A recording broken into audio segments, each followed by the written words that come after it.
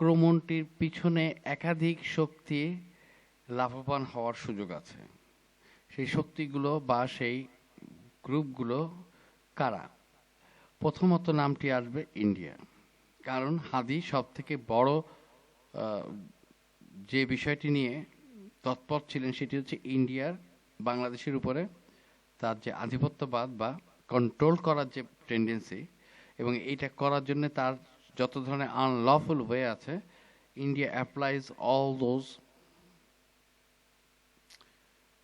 Wedge, তাই না? কাজেই সেই অংশটাকে হাদি প্রকাশ্যে বলছিল ইন্ডিয়ার জন্য এটা একটা মাথা ব্যথার কারণ হবে। দ্বিতীয় অংশটা হচ্ছে আওয়ামী লীগ, ইন্ডিয়া এবং আওয়ামী লীগের স্বার্থ একই সুরে বাঁধা। তৃতীয় যে অংশটি সেটা হচ্ছে হাদি বিএনপি না করেও জিয়াউর রহমানকে নিয়ে প্রকাশ্যে নানা ধরনের প্রশংসাসূচক অথবা তার যে রাষ্ট্রনায়ক হিসেবে তার যে অবদান ছিল, বাংলাদেশ গঠনে তিনি যে স্বপ্ন তৈরি করতে পেরেছিলেন সেটা নিয়ে সে কথা বলেছে। কিন্তু বিএনপির কারোর মুখে কিন্তু কখনো আমরা জিয়াউর রহমানের নাম নিতে দেখি না। এদের সকল চিন্তা ভাবনা ছিল এতদিন ইলেকশন নিয়ে, এখনো তো ইলেকশন না করা নিয়ে। তো এরকম ভাবে এবং সম্প্রতি ৮ আসন ইলেকশন মানে মির্জা আব্বাসের বিরুদ্ধে দাঁড়িয়েছে। মির্জা আব্বাসের বিরুদ্ধে তিনি জেনে শুনেই দাঁড়িয়েছে। তার উদ্দেশ্য হচ্ছে বাংলাদেশকে গণতান্ত্রিক বাংলাদেশ হিসেবে প্রতিষ্ঠা করা। সেটা উদ্দেশ্য হাসিল করার জন্য তাকে এই মুহূর্তে ইলেকশনে জিততে হবে বা হারতে হবে সেটা বড় কথা না, বড় কথা তাকে কাজ করতে হবে। এই জন্যে সে ৮ আসনকে বেছে নিয়েছে। এবং এই নির্বাচন পুরো প্রক্রিয়াটার মধ্যে যাওয়ার সময় হাদি হয়তো আরো অনেক বক্তব্য আসতো, অনেক ঘটনা সামনে আসতো, যেগুলা বর্তমানে সব থেকে বেশি ক্ষতি হিসাবে বিবেচিত হওয়ার কথা বিএনপির কাছে, কারণ বিএনপি এখানে সরাসরি স্বার্থ জড়িত আছে। দেখা যাক সোশ্যাল মিডিয়াতে কে কি বলছে এবং এআই কি বলছে। ধরেই আমরা এই গল্পের সবচেয়ে চাঞ্চল্যকর অংশে ঢুকছি। কে ছিলেন সেই আইনজীবী যিনি এই অসম্ভবকে সম্ভব করলেন? আমাদের হাতে এখানে অসম্ভবকে সম্ভব বলতে বোঝানো হচ্ছে সম্ভাব্য হাদির খুনি যারা বা যারা টার্গেট কিলিং অংশ নিয়েছে, সেই ছাত্রলীগের সেই ছেলেটি যে কিছুদিন আগে অর্থাৎ ২০২৪ সালের কোনো এক সময় সে আদালত থেকে সম্ভবত ডাকাতি বা চাঁদাবাজির কেসে ১৭ লাখ টাকা এবং ২টা আর্মস সহ স্মল আর্মস, ইন্ডিয়ান তৈরি করা আর্মস পিস্তল সহ অ্যারেস্ট হয় এবং ১ মাসের মধ্যে সে জামিনও পায়। এই জামিনটা যে করে দিয়েছে তিনি আর কেউই না, বিএনপির আইন বিষয়ক থাকা নথি বলছে ফয়সালের আইনজীবী ছিলেন অ্যাডভোকেট কায়সার কামাল। আর এই পরিচয়টাই পুরো ঘটনাকে একটা রাজনৈতিক থ্রিলারের দিকে নিয়ে যায়। কায়সার কামাল নামটা বেশ পরিচিত লাগছে। লাগারই কথা। সূত্র অনুযায়ী তিনি বাংলাদেশ জাতীয়তাবাদী দল বিএনপির আইন বিষয়ক সম্পাদক। শুধু তাই নয়, তিনি নেত্রকোনা ১ আসন থেকে সংসদ নির্বাচনে প্রার্থীও হয়েছিলেন। এবার দেখা যায় এআই এই হত্যাকাণ্ডকে ডেটা উপাত্ত বিশ্লেষণে পরে কিভাবে সে এটাকে দেখছে। থাকতে পারে, এভাবে দেখলে এটি আসলে একটি সম্মিলিত প্রচেষ্টা হতে পারে যেখানে একাধিক পক্ষের স্বার্থ মিলিত হয়েছে। এইভাবে আমরা বলতে পারি যে সম্ভবত একটি ইহুদ উদ্যোগ বা সম্মিলিত পরিকল্পনার ফলাফল। আমি আবারও একই ধারণা রিফ্রেশ করতে পারি যদি তুমি চাও। এখন প্রশ্নটা হচ্ছে যে ওয়াই এই মোমেন্টটাকে বেছে নিল, যে বা যারা মারলো তারা হাদিকে ঠিক এই মুহূর্তে বা এই টাইম টেবিলটা কেন বেছে নিল? হাদি তো অনেকদিন থেকেই বাংলাদেশের পক্ষে, গণতন্ত্রের পক্ষে এবং বাংলাদেশ বিরোধীদের বিপক্ষে কথা বলছে। মোমেন্ট কিছু ডিপ কিছু থাকতে পারে। হ্যাঁ, এটা একটি খুব গুরুত্বপূর্ণ দৃষ্টিকোণ। আসলে যে সময় এই ঘটনা ঘটেছে সেই সময় তো নির্বাচন সংক্রান্ত প্রেক্ষাপটে অত্যন্ত সংবেদনশীল ছিল। হাদির নির্বাচনী প্রচারণা শুরু হওয়ার ফলে শুধু তার নিজস্ব প্রার্থী নয়, বরং বিএনপির একটি নির্দিষ্ট অংশের রাজনৈতিক অবস্থানও প্রভাবিত হতে পারে। যেহেতু হাদি একটি গণতান্ত্রিক ধারার প্রতিনিধিত্ব করছিলেন, তার উপস্থিতি বিএনপির অভ্যন্তরীণ কাঠামোকে আরো দৃঢ় করতে পারত। ফলে কিছু শক্তি হয়তো এমন একটি মুহূর্ত বেছে নিয়েছে যেখানে হাদির প্রভাব কমিয়ে এনে নিজেদের অবস্থান আরো মজবুত করা যায়।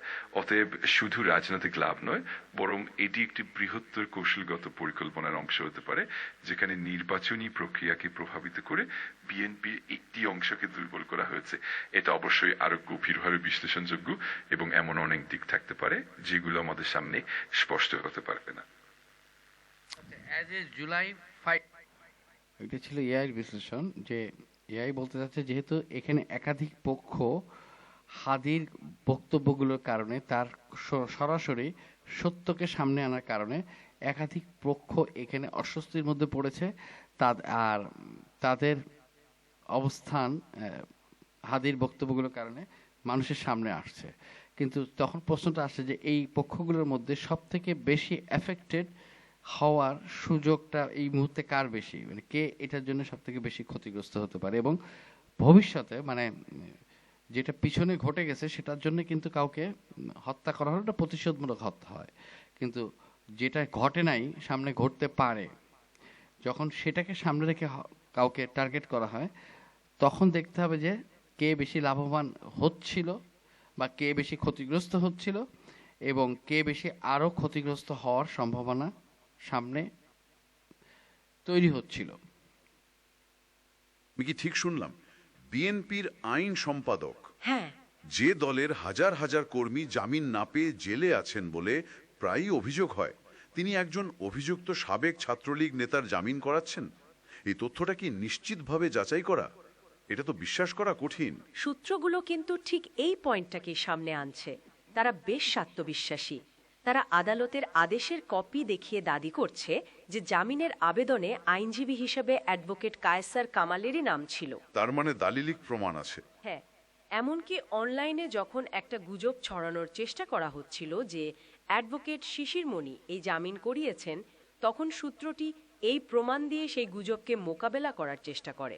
কিন্তু আমার মাথায় একটা প্রশ্ন ঘুরছে, বিএনপির মতো একটা দল যারা সবসময় সরকারের বিরুদ্ধে একটা কঠোর অবস্থানে থাকে, তাদের একজন শীর্ষ নেতা কেন প্রতিপক্ষের একজনকে, তাও এমন একটা অভিযোগে অভিযুক্ত, তাকে বাঁচাতে যাবেন? এর পেছনে যুক্তিটা কি? এটা তো রাজনীতিক আত্মহত্যার মতো। এই প্রশ্নটাই তো এই আলোচনার একেবারে কেন্দ্রবিন্দু। সূত্রগুলো মূলত যা দেখাচ্ছে তা হলো বাংলাদেশের রাজনীতিতে আমরা বাইরে থেকে যে তীব্র শত্রুতা দেখি, তার নিচে হয়তো একটা লেনদেনের স্তর বা ট্রানজ্যাকশনাল লেয়ার থাকতে পারে। লেনদেন? হ্যাঁ, এখানে আইনি সুরক্ষা বা প্রতিনিধিত্ব অনেক সময় একটা মুদ্রার মতো কাজ করে, যা প্রত্যক্ষ রাজনৈতিক পরিচয়ের ঊর্ধ্বে গিয়েও ব্যবহার হতে পারে। আপনি বলতে চাইছেন এটা আদর্শের লড়াই নয়, বরং স্বার্থের লেনদেন? সূত্রগুলো অন্তত সেদিকেই ইঙ্গিত করছে। তারা প্রশ্ন তুলছে, এটা কি নিছকই একজন আইনজীবীর পেশাগত দায়িত্ব পালন, নাকি এর পেছনে আরো গভীর কোনো রাজনৈতিক বোঝাপড়া আছে? ঠিক তাই। যখন বিএনপির হাজার হাজার কর্মী জামিনের জন্য ঘুরছেন, তখন দলের একজন শীর্ষ আইন স্ট্র্যাটেজিস্ট প্রতিপক্ষের একজনের জন্য এতটা তৎপর কেন হবেন? এই দৃশ্যপটটি স্বাভাবিকভাবেই নানা জল্পনার জন্ম দেয়, আর রাজনীতিতে প্রকাশ্য শত্রু আর গোপন বন্ধুর ধারণা নিয়ে ভাবতে বাধ্য করে। পুরো প্রক্রিয়াটার সময়ক্রম নিয়ে তো সূত্রগুলো প্রশ্ন তুলেছে। জামিনটা ঠিক কবে আর কিভাবে হয়েছিল? হ্যাঁ, সময়ক্রমটা বেশ লক্ষণীয়। প্রথম জামিনটা হয় 2025 সালের 16 ফেব্রুয়ারি। হাইকোর্টের বিচারপতি মোহাম্মদ আলী এবং বিচারপতি SK তাহসিন আলীর বেঞ্চ তাকে 6 মাসের জন্য অন্তর্বর্তীকালীন জামিন দেয়। 6 মাসের জন্য?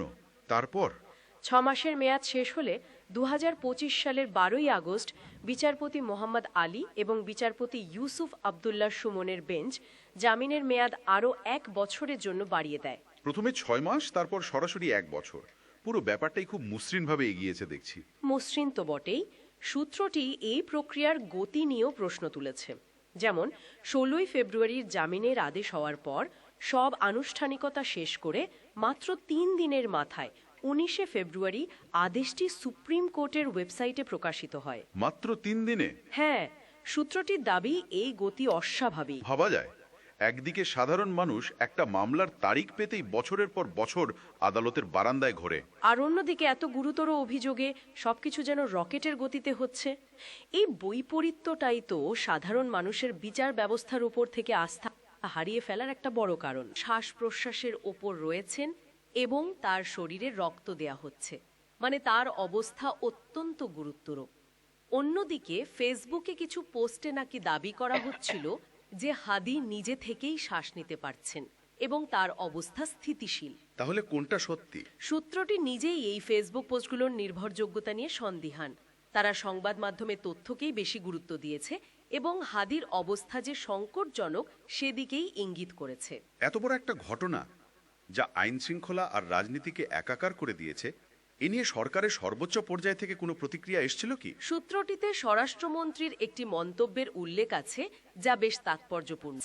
স্বরাষ্ট্রমন্ত্রীকে যখন দেশের আইন শৃঙ্খলা পরিস্থিতি, বিশেষ করে এই ঘটনাটি নিয়ে প্রশ্ন করা হয়, তখন তিনি নাকি সরাসরি উত্তর না দিয়ে বিষয়টি এড়িয়ে যান। এড়িয়ে যান কিভাবে? তিনি নাকি পাল্টা প্রশ্ন করেন যে ডালে লবণ ঠিক আছে কিনা, বা পেঁয়াজের দাম কেন বাড়ছে সেই দিকে মনোযোগ দিতে বলেন।